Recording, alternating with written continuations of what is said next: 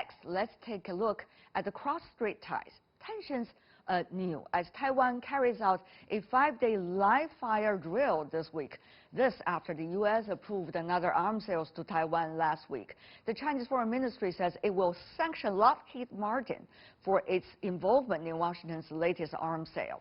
The company is the main contractor for an upgrade package for Taiwan's Patriot surface-to-air missiles.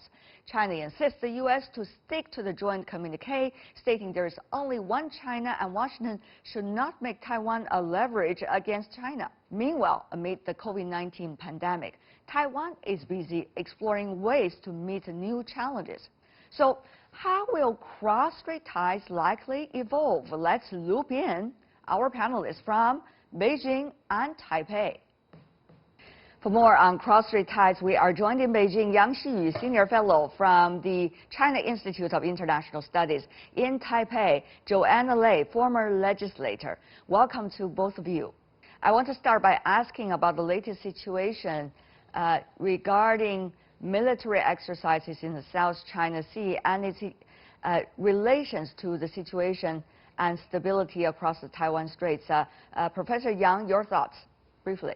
I think the latest arms sale to Taiwan is just one of the measures Trump administration has launched against China, ranging from the political, economic, and the arms sale to Taiwan, challenging to the core interests of China.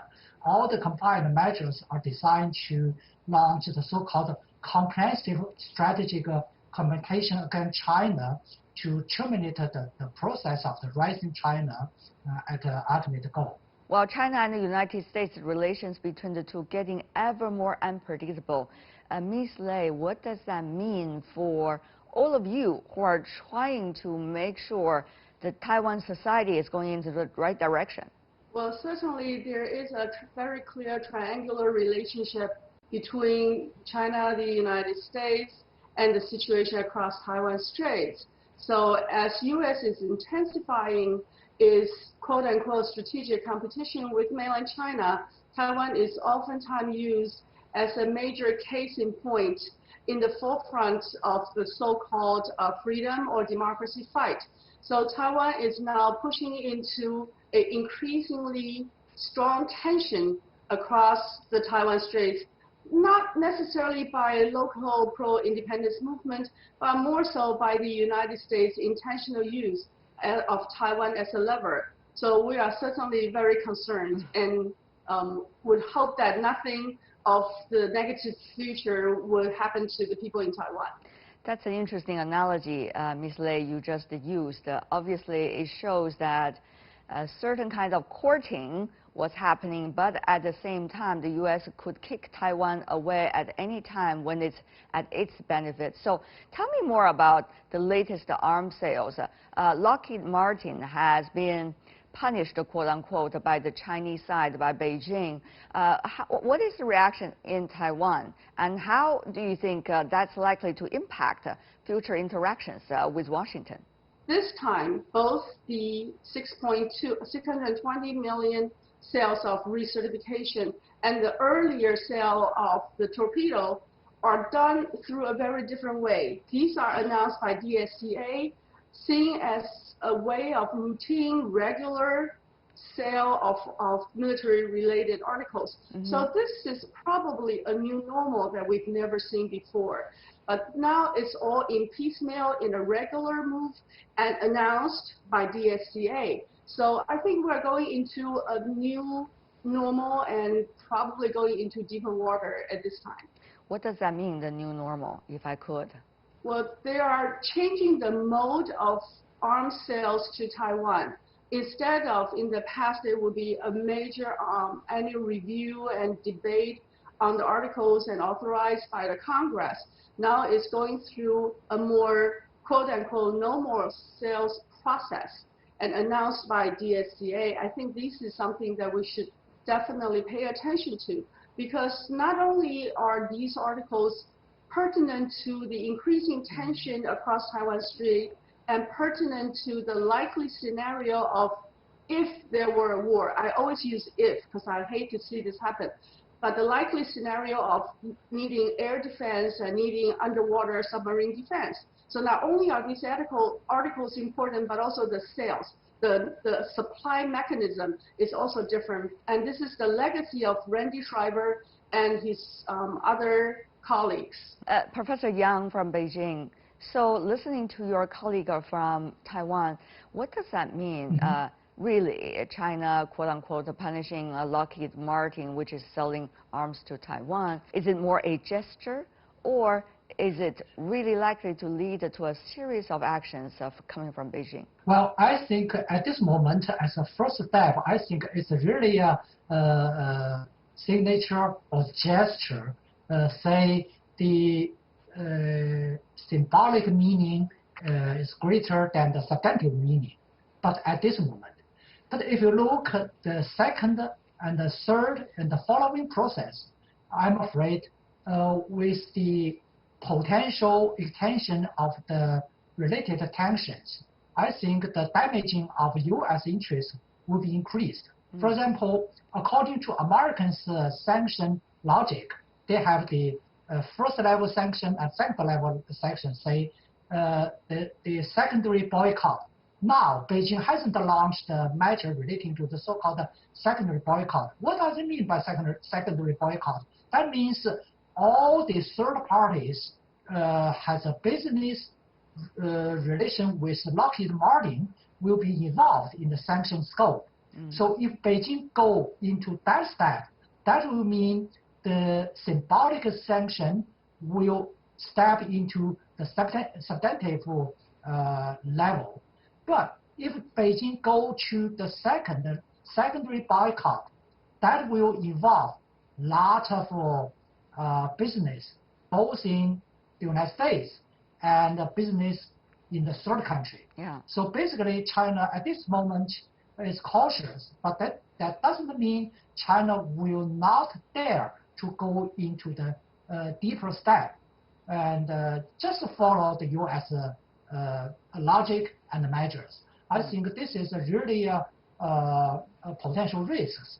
But I think that's not the more important. That's not the important matter. The more important thing is this time the arms sale to Taiwan, as I mentioned earlier, is just a part of the total strategic approach against China. Relating to the triangle relation, yes, it's that is a long phenomenon, but that is not a typical triangle relation in international relations. Okay. In fact, Taiwan has been a playing card with the U.S. So the triangle relation between the three sides is actually the 2+1.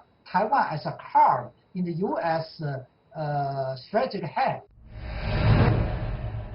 Earlier, Ms. Lei, we have heard from those now in power suggesting in Taiwan, suggesting that they are ready to scrap off the economic agreement Taiwan reached with the mainland. Now, that agreement, in fact, has been benefiting people in Taiwan, particularly farmers and many others, for years. So when you see signs of that, what does that mean? What does that mean politically also on the island of Taiwan? ECFA was signed over 10 years ago. At that time, it was an extreme show of good faith, giving Taiwan's service sector an advantage, a head-on advantage over other nations, other economies. But over the last 10 years, the mainland China has opened up its market. So a lot of the advantages given to Taiwan through ECFA is now universal, given to other places. In addition to that, mainland China sector, the business sector, service sector, have improved and caught on with the international standards. Therefore, I think ECFA doesn't have a very strong potential to benefit Taiwan businessmen, and it does have a very strong, significant sort of symbolic meaning if Taiwan does decide to cease to function, which is a word that the government has used in the past, or abolish ECFA. It's sending an extreme chilling effect to Taiwanese businessmen, students, and people living in mainland China, but also sending an extremely chilling effect to the business community. Meanwhile, how is Taiwan looking at its role on the global supply chain?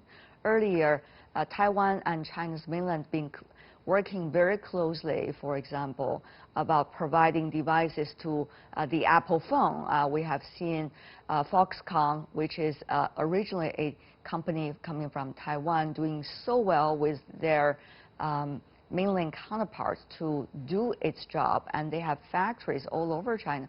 So, Ms. Lei, how do you see Taiwan is carving out its own role in the global supply chain while the latter is changing dramatically?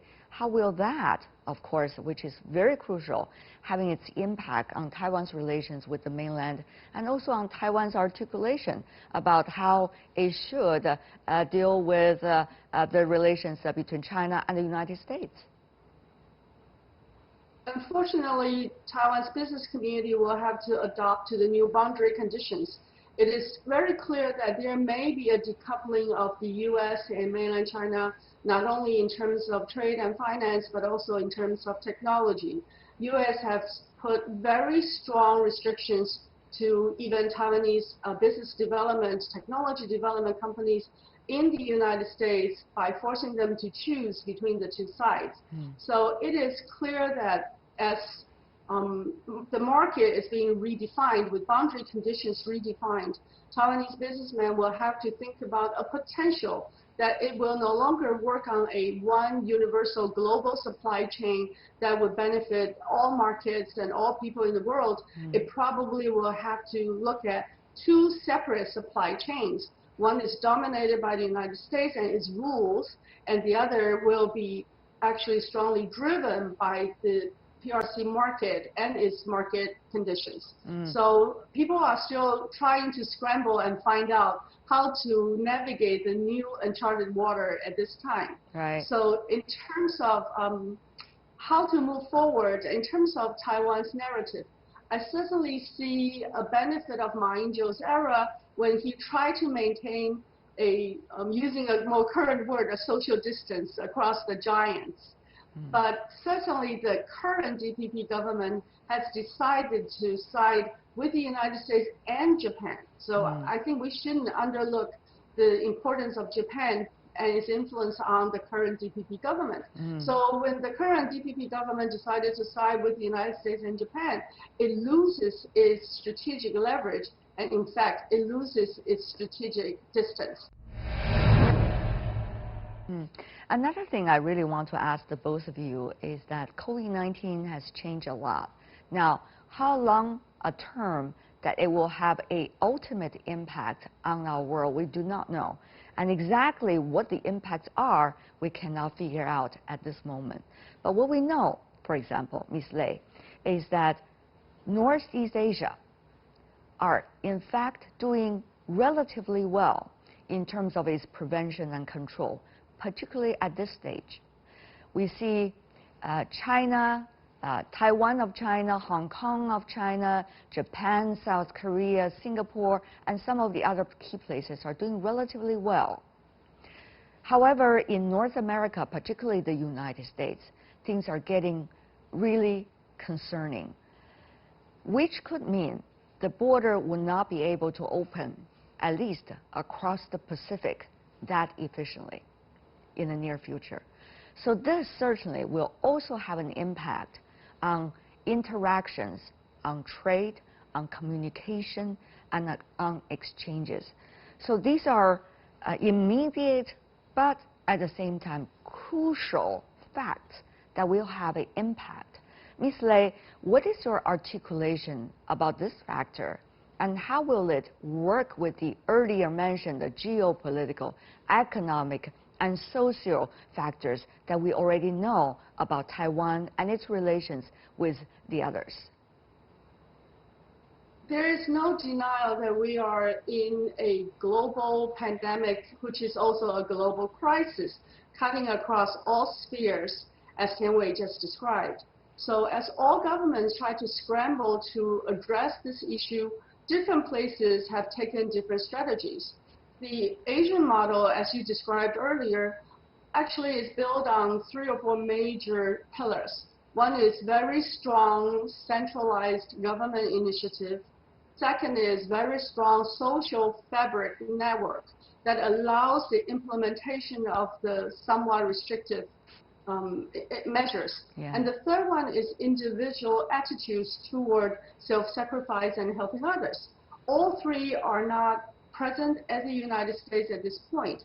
So I think this is a true test of the strength of society, the robustness of different systems, and also will be a true test of who recovers from this global crisis the earliest, the fastest, and come out the strongest.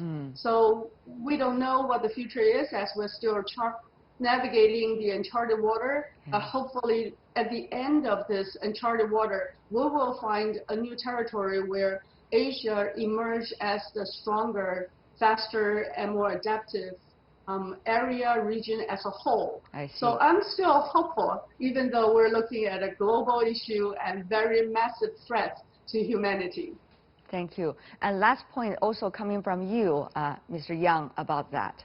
The immediate and how is that interacting with geopolitical, social, and economic factors? Well, let me put it by this way. At this moment, we cannot say the measures and plans dealing with COVID-19 have produced different models, American model, European model, Asian model. We cannot say that, but the simple fact is, in general, the recovery of East Asia is go faster than the other regions else in the world. That will logically leading to the faster or earlier recovery of economic activities in this region. Yeah, we'll see whether that's likely to happen. Yang Xiyu, Joanna Lei, thank you so much and be well.